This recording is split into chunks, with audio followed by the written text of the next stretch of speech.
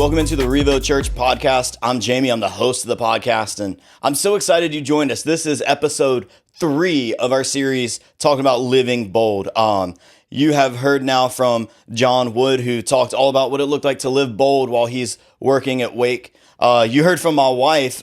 Man, wasn't that episode great? Go back, watch that video, give it a like. Type in the comments, she's the better half, because we all know it's true.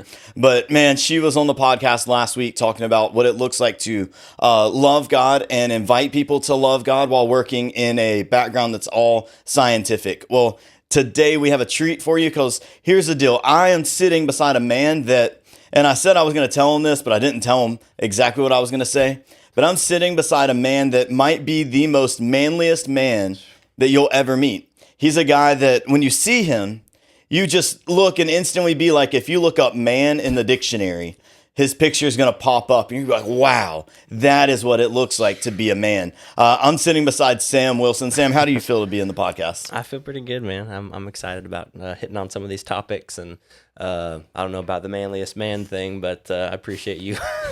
I think you won that title about 2 weeks ago. If you see on the video, you see Sam has a bandage on his thumb. Yeah. And I asked him, I was like, what'd you do? He's like, oh, I cut a part of my finger off. I was like, what? Yeah. He's like, I was splitting wood with a hatchet and I got my finger. And I'm like, okay, so that's just a man right there. Because you look at me and you're like, oh man, he's not a hatchet wielding man. But then Sam's such a hatchet wielding man, he's just going to chop his thumb off. Yeah, you could see that as manliness or just stupidity. I don't know. I see it as manliness, but I'm so excited you're here, man. It's going to be a good time. We've been talking all about what it looks like to live bold and serve Jesus in the workplace. So why don't you start us off just telling us a little bit about, what do you do for a living? What caused you to get into that career? Just tell us a little bit about your life. Okay. Well, it started, so I guess I was probably 17 or 18. I was working at Chick-fil-A for my first job. And were you at Chick-fil-A, were you the guy that was praying over all the chicken sandwiches before they were sent out? Yeah, just back there by myself before the chicken came out of the freezer. No, I actually worked up in the front to start, and then I moved to the back so I was able to kind of get experience on everything. Yeah. And but no, I liked it, but it wasn't something that I wanted to do, for my career. So I got to kind of just exploring the trades and seeing what was out there, and ended up through some prayer, and I talked with some of the just like the mentors in my life to kind of see, hey, what do you think I need to be doing? Because I know I'm not staying at Chick-fil-A, and I landed on plumbing. So I started working the plumbing job. I didn't even know what I was going to be doing my first day. And it was kind of cool. The first day I worked, we went down to a train station in Lexington. And it was just another world. I mean, I thought the hard hat was so cool. I was like, oh, I'm wearing a hard hat and high vis. Like, this is crazy.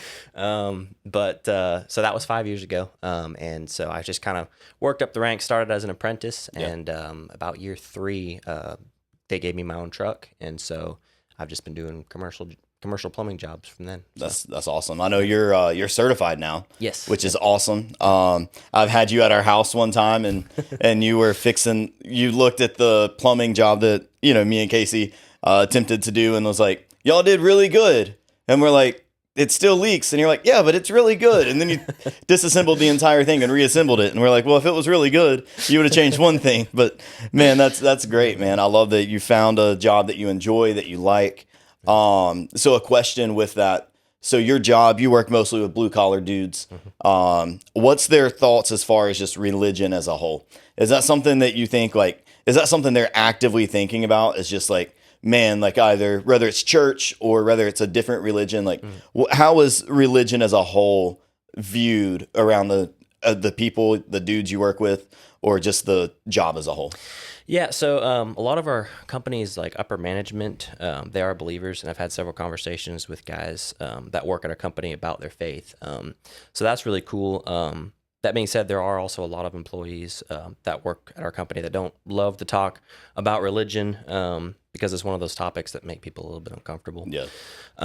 But definitely the guys that I actually see every day, they're at least willing to have like conversations about it, and they don't just completely shut you down. Yeah. And that's one of the things I've noticed, is that, if they're willing to talk about anything and everything with you, now they might not talk a bunch, but you can see the wheels turning. Yeah. For sure. So That's good. Do you feel like, do you feel like you bring up Christianity, and they, are they kind of curious about it? Because I mean, one thing that you and Kay Marie, y'all serve at the church a lot. I mean, you serve on the North Campus leadership team. You and her are both in the worship band. You guys are serving. You're in an R group. Kay Marie serving in student ministry. Y'all are very highly plugged in with the church. So do they ever like, you've told me times where like you're hustling into our group and you're like, I had to tell them we had to get home that way I could go. Like, did they look at you kind of crazy when you're saying like, man, I got to get to church. Like, it's Thursday night and I got to book it. Yeah, that's one of the things, like they're not ever really like super surprised at that. I guess it's because I do bring it up in conversation and talk about like, hey, this is where we go to church at. I'm on the worship team or whatever. I'll tell them about, I play drums, so I'll tell them about like, I got to get home and practice for drums for church, and they take it pretty good. I think, I actually work with one of the guys I work with is a believer, so that's really been cool. And then another one, I'm not sure. I don't think he is. And so it's been cool to be in that work environment and be able to slip little things in here and there. And I think that but I do think there's been some deep conversations that I've had with the other believer, that he's just the guy that doesn't believe. I don't think is listening. He doesn't just get up and walk out. Like he's soaking it in. He's kind of, you can tell there's something going on there where he's thinking about it. So talk for a minute, because I remember when the guy that's now a believer is working with you. I remember before that you were talking about how you felt like there was just sometimes you felt like you were kind of like the outcast of all the other guys. You're like, oh, we're gonna go to the bar after work, or we're gonna do this or that, and you felt like you were kind of an outcast. So what's it been like now that there's another believer in your workspace? Do you feel like that's helped you in a sense, being able to like be more, not that you were ever hiding your faith, but being able to be more like upfront about it? Yeah, for sure. I think it gives you another believer to have conversations with. Yeah.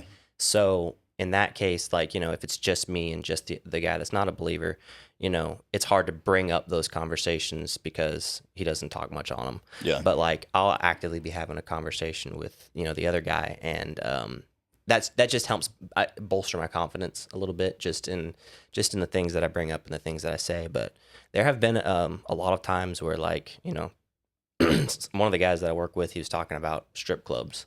And I'm like, man, like that's so far out from what I've ever thought about. But, trying to basically just have that conversation, talk to him about it. Okay, so why do you think that's okay? Why do you think that's, and like I think they're a little bit surprised that I would even have the conversation with them. That you would even not just like immediately shut it down and be like, no, we're not doing that. Yeah, that's good, man. I think having that extra person that's a believer, like I've noticed it just in some conversations we've had where there was times where you would come and be like, man, like work is it's hard. Like not the work is hard. I love the work, but the people, it's been tough. But now recently it feels like you're coming in and you're like, man, like work is going great. Like the people are great. So let me shift gears a little bit. So maybe prior to him being there, prior to the guy that's a believer, working with you, what did it look like to try to share your faith with those guys? In some situations, it felt like I was getting picked apart a little bit when I would bring things up, because these guys, a larger group of them, they have the same mindset, right? They're fine with addiction. They're fine with, even in some cases, like thievery. Some of them are criminals, and so that's very normal for them. And they have, established their own opinions on them, and so they'll be very strong on them. So it is a little bit tougher, especially when it's just me and a group of 5 other dudes that don't think anything like I do. So I would say that in that case, it can be kind of scary, just because, not that like I'm scared anybody's gonna beat me up, but just to have the confidence to speak up. on things and on topics that, hey, this is not how God wants this world to be going right now. Like this is he doesn't approve of these things, and like this wasn't the plan. Yeah, pretty much. This something went wrong, and as a result, these are the things that have happened because of it. I think that's big. One thing I think when it comes to sharing the gospel, for my life, like I think that we kind of, in a sense, have to earn the right to share Jesus with people. Mm-hmm. Not that we can't go up to someone and be like, "Have you heard about Jesus? He's going to change your life." Because we absolutely should be doing that. Like, and God bless every person that has the confidence to just walk up to someone and say, "Let me tell you about Jesus right now." Man, yeah. But I think in some senses, like what you're saying, like some of the guys doing these things, like you kind of have to earn the right to speak into that, right? You have to earn their respect. You have to, build relationships and friendships. Yeah. So what did that look like for you? Because I know, as a Christian, we hold things to different standards. We have different values. We care about things a little bit differently. And so what were some ways that you were able to kind of bond with the guys to show them, like, I'm Sam. Yes, I'm a Christian, but I'm also Sam. Yeah. Well, I think like if we're talking about like position wise, I'm the job foreman, and these guys are the apprentices or journeymen or whatever you want to call them. And so one of the things that I try to always do is that, like, when we're in a working setting, I will never not do anything that they aren't doing. So I'll get in there and get my hands dirty, shovel, whatever needs to happen. And I think that they appreciate that, because you have to lead by example in those ways. And so when it comes to really, I think Jesus had something about that, right? Like something about not being greater than the master. Yeah. Servant leadership. Yeah, exactly. So I think it's just like not getting a complex about anything, but instead just making sure that, like, I am, like I said, leading by example, and like I'm willing to have any conversation with anybody. Yeah. And it's not just, I'm just this completely set apart person that you can't talk to, that you can't, I'm there. If someone's having, a bad day because of something, like, I want them to know, hey, I'm willing to talk to you about anything, So I think in the blue collar setting, it really matters how your actions are, right? So the guys don't necessarily look at or listen to if you're, making this big speech about something or talking about something. They'll listen kind of, but they want to see you live it.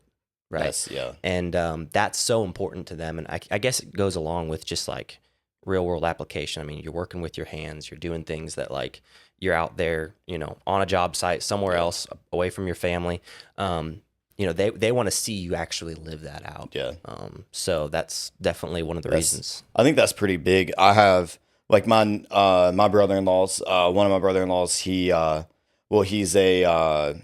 he's over like a maintenance section in a factory. Mm-hmm. But before he was doing that, he was a brick mason. Oh, wow. And he was a brick mason for a lot of years.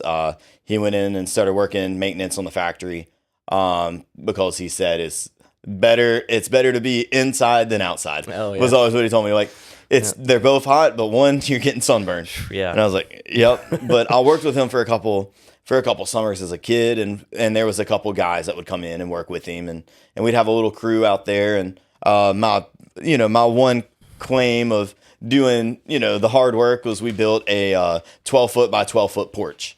That was, I completely bricked it in. Like, that's my claim to fame. I don't know how to be a brick mason, but like that's the one thing I did. But something I noticed from them was they didn't care what you were talking about unless you were actively living it. Yep. Like they didn't care. Like I was talking about, like I was a little kid at the time. Like I'm talking about sports, and I'm talking about like baseball was my favorite sport then. And, I'm trying to talk to them about it, and then they bring up like, oh, did you watch the game?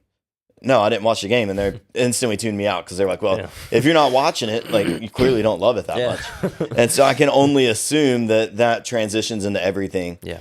Where like if you're trying to tell them about Jesus, but then, you go over and you chop your thumb with an axe, like the way you respond in that situation is going to show them everything. Yeah. Yeah, it definitely does. I think like I said, they want to see you actually live it. And then when they do, I feel like that's where their wheels start turning. They're like, okay, there's something different about him, and it affects every area of his life, right? It doesn't just affect the way he talks, or doesn't just affect the way he, walks. Like it affects everything that he does, and trying to just make sure that I'm conscious of that throughout the day. If you're working in a blue collar field, it's very raw. People are going to cuss. They're going to cuss you out. Yeah. There's going to be vulgar conversations that you have to respond to that, right? You can't just, hear you can't just let it go. Yeah. So, I've walked away from conversations before, and people have kind of been like, why are you walking away? And I'm like, I don't want to be a part of this. Like, this is not something that I'm trying to entertain. And then in other conversations, it's to where I can touch in on that and say, okay, well, why do you think that's right? Yeah. So talking about sharing your faith a little bit, what, have you had any like success stories or any kind of like, you could look back and say, man, like this was a successful moment. So a large part of the way that I've shared my faith, has been trying to show, like we were just talking about, steadfastness unto the Lord in the way that I love, talk to, and interact with, the people that I work with. I'm reading off of my notes here a little bit, but so whether it's a simple conversation about Jesus or an action that would mirror Christ, I try to make sure this is something I'm consistently doing throughout each day. I believe I've had some success. If anything, I think I've been able to show people that it's not about just one big conversation and that's it, but it's an everyday walk with Christ. I've noticed some good behavioral changes in some people around me. And I know it's not just about the behavioral changes. Some people just do that to be, to be considerate. But that is one of the things that's kind of keyed me in is I've noticed that, people will tone it down. Like that we don't have any vulgar conversations in our truck. Like we don't cuss really. I mean, one guy does a little bit, but it's just the way he lives. So, I don't get on him every time he says something, but like he keeps it to a minimum. Yeah. And so that's one of the results that I've noticed. And then also, like, I've had conversations with people that they were kind of shocked. Like, why would you entertain this? Why would you talk to me about it as a Christian? Yeah. They were shocked that I didn't just say, no, I'm not going to talk about this. This is something that, I just won't include myself in at all. And I think that gets them curious, and that makes them kind of reconsider everything they know about, right? Because a lot of these guys that I work with, they know something about Jesus. Yeah, they're from the South. I mean, that's one point. Like they're from the South, and so they probably drove past 5 churches on the way to wherever you're picking them up from, or when you're heading to a job site, y'all probably pass 15 churches. Yeah.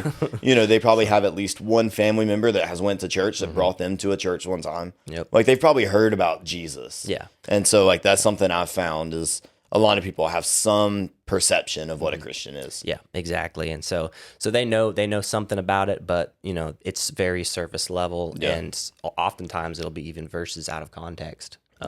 So there's Philippians 4:13. I can run this plumbing through the power of God. Yeah, pretty much. So I think I've noticed a lot of, if anything, just they're willing to now have those conversations, and they identify it. They know I'm a Christian. Yeah. And so I just try to make myself like available to them if ever they want to have a conversation about something. And so I think obviously it hasn't been this like, nobody's gotten baptized on a job site or whatever, but it's yet it's gonna happen. That's one of my goals. Just make sure it's the clean water. Yeah. That'd be cool. So, real quick before we wrap it up, I'd love to give you a second to talk. Maybe you've attempted to share. Maybe you have you've tried to tell people about Jesus or whatever. Has there been anything in your life that not necessarily in your life, but like while you're at work that you step back and say, man, like, I wish I could have said this differently, or I wish I could have lived this out a little bit differently? Yeah. I think for me, it would be to be more bold in the way that in the conversations that I have with people. Yeah. Oftentimes I'll kind of, not put a screen over it, but just, have some niceties thrown in there and stuff. And, God's word is very clear in what it says. And, not that I avoid that. I do say, what what the Bible is saying. Yeah. But just to be more bold in my approach to that, not in a sense that, I'm trying to be high and mighty, but just that, hey, this is truth. Like this is straight out of God's word, which is nothing but truth. Yep. And it can apply to you in your life, and also applying it to conversations that I've had with my with the people that work with me. Yeah. They've told me about, life things that went on, were going on. One of the guys that I work with, has a rough family life and stuff, and so things come up. And so just to be more bold and say, hey, and even have scripture, ready for that moment, just be like, this is what the word says about that. That's one of the things that I wish that I had done differently, and we'll continue to try to work on. It's just so hard sometimes when, you have all of these guys that they have their strong opinions on things, and you have to kind of step in and say, hey, that's not exactly how that works. You have to step in, and you almost have to be the mediator a little bit of like, hey, like that's not, you're not 100% wrong. Yeah. But you're not 100% right. Yeah. Bingo. Yeah. I think about, man, hearing you talk about that, it reminds me so much of the verse Romans 1:16, where Paul's talking about he's not ashamed of the gospel, for it's the power for salvation, first to the Jew and then also to the Greek. And I think about that because you were saying like, man, sometimes I feel like I need to be a little more bold, and I think every one of us, myself included, can feel that way because that verse, like Paul, we wrapped up about a month ago the Acts series where, we went through Acts 1 through 28 and walked through it. And for half of it, we're talking about the story of Paul. Mm-hmm. And Paul was just, every person he interacted with, Paul was like, let me tell you about Jesus. Yeah. Like, do you know Jesus? Let me tell you about Jesus. And then Paul tells us in Romans why he was doing that, because he said, hey, this is the power of God. Mm-hmm. But, for myself, I've forgotten that many times. Yeah. And I've been in conversations, like I used to work at Lowe's Foods, and I was in so many conversations where I just didn't speak up, or I laughed at the joke when I knew it wasn't funny. Yeah. Because I forgot that, man, Paul's telling us like, hey, this gospel message, it's the power of God. Yep. And I forgot that. And so I think that's something, I really appreciate that you're like, man, like I identified I need to be a little more bold. Mm-hmm. And then saying like, this is what happened. I need to be a little bit more bold, but also like the willingness to say, well, I'm still serving God. Yeah. And so and I think that's something too that we miss is, man, if we go out there and we're sharing and then we say the wrong thing or we're trying to follow Jesus and then we do one thing that's wrong, being willing to remember that, man, like there's forgiveness. Yeah. There's like, second chances. Like the whole message of the gospel is we are sinners that Jesus is saving and actively redeeming. Yeah. And so we're going to mess up. Yeah. And honestly, it's funny, as I was writing these notes out at the beginning of the week, I was reading this last one and I was like, I need to be more bold. So like Monday I go into work and I'm like, I'm ready for this. And then by Thursday or Friday, I'm like, what happened? Like, I thought I was on track, and it's one of those things where you can really get lost if you're not careful about being intentional about everything you do, every conversation you have, trying to continually point them to Christ. If it's not in your words, it's in your actions. It's in the way you serve. And that's another thing. Like, I try to serve my guys. Like, I understand my role as a leader, and there are times where I have to put my foot down, but I try to have that spirit about me of, I'm here to help serve them. Yeah. I want to see them succeed. I want to see them get places, but most importantly, I want to see them, either grow in their relationship with God or start a relationship with God. Yes. So, I think that's big. I think it's just remembering, hey, I'm a plumber, but before I'm a plumber, I'm a Christian. Yep. Like, we're getting this job done and we're getting paid to do this job and we're going to do it well because we're good and we're good at what we do. But more importantly than that, I'm going to show Jesus, because outside of being a plumber, I'm a child of God. Yep. And that's what I'm called to do. I think that's huge. Yeah. As we wrap up here, I'd love to give you a second just to share maybe some advice that you have or any like final thoughts you have if there's people, because I know that there's people in our church that are like electricians. There's people in our church that there are other plumbers. You are not the only one. There are guys that are working in very blue collar jobs. There are guys working in jobs that, like, if your hands aren't gritty and calloused, then you're just you're looked down on in those jobs. And so what would you say, what advice would you give to anyone that's working in those jobs that are wanting to start, living bold and sharing their faith? And I haven't I'm 24 years old, so I have a long way to go. But I feel like one of the things that's super important is daily devotion with God, first and foremost. I mean, that needs to be the focal point of everything you do. And I'm saying that because I know it's something I struggle with, right? Is making sure that you are constantly in the Word, because if you are, then that's going to flow out of you, right? And so just making sure that, because if you're spending all this time at work and you're working long hours like blue collar guys do, you gotta pull that from somewhere. Yeah, you gotta be filled. Yeah, and you have to recharge, and the only way we as Christians recharge is our time spent with God. And so just to make sure that is one of the most important things you incorporate into your daily routine. But then also just like being mindful throughout your entire day. It's super hard sometimes because you're working a physical job, so you're exerting yourself in that way, and so sometimes I feel like sometimes the emotional / mental side is kind of trying to catch up. You start to get tired and start just dropping. But just making sure that like we lead by example, and being careful of the words that we say, and like you said, the jokes we laugh at. I know several times I could say that I've laughed at a joke where I'm like, man, I shouldn't have laughed at that. You step back and go, oh, man. I feel bad about laughing about that. But to, be mindful of that, and then just, talk to God afterward and say, hey, I messed up, but like, I want you to fill me with your Spirit so that I can go throughout this day and, be the best influence to the guys around me and ultimately hopefully lead them to Christ. Yeah, I think that's such great advice. I think that advice hits no matter where we're at or where we're working. I mean, you basically said, you were like, if you want to live bold, you said, well, hey, you need to be filled. You need to be studying your word. You said, if you want to live bold, you got to be intentional. Like, it's not just going to happen. And then you said, if you want to share, you need to be like actively doing it.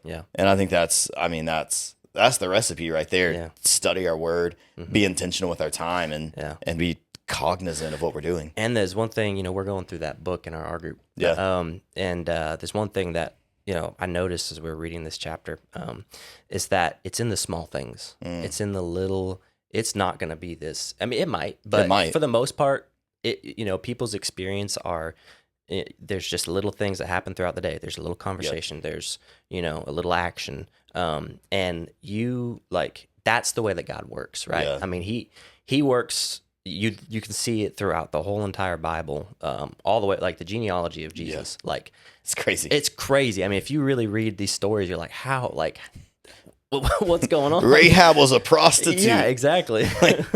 And she's in the genealogy. How does this happen? Yeah. So, I mean, it takes these you'd think insignificant people, and God uses them for good. So just know that you may feel like you have an insignificant role, but it's probably a lot bigger than you think. So. What Jesus say, faith the size of a mustard seed can move whole mountains. So maybe you're looking and you're like, God, I'm throwing a bunch of mustard seeds out, and you never know what one of those mustard seeds would do. Oh yeah. But man, I appreciate you being on here. This has been a blast. It's, for me, getting to sit down. This podcast series has been such a joy for me personally, because I get to sit down and I don't get to interact with a bunch of these guys. I don't get to interact. Like, most of my time is spent with people that are, that know the Bible. Most of my time is spent with people that are striving to follow Jesus. And that's a blessing, and I absolutely love it. But it's so awesome to get to sit down with people that are working in the world and working these jobs, and being able to come back and say, hey, like, some of these guys are far from Jesus, but yet they're asking questions. Some of these guys are doing some wild things, but yet they're looking at me and they're saying, like, why does Sam's life look much better? What's different about Sam? And you're able to share some of that. So it's been such a joy for me. But church, man, I'm glad you guys were able to join us. This was episode 3 of our podcast. If you haven't already, go back and watch the other 2. I think it's such a blessing to get to hear these stories, and such an encouragement to say, you know what? if they're sharing their faith, then I can too. But this has been the REVO Church podcast. We'll see you in the next episode. Peace.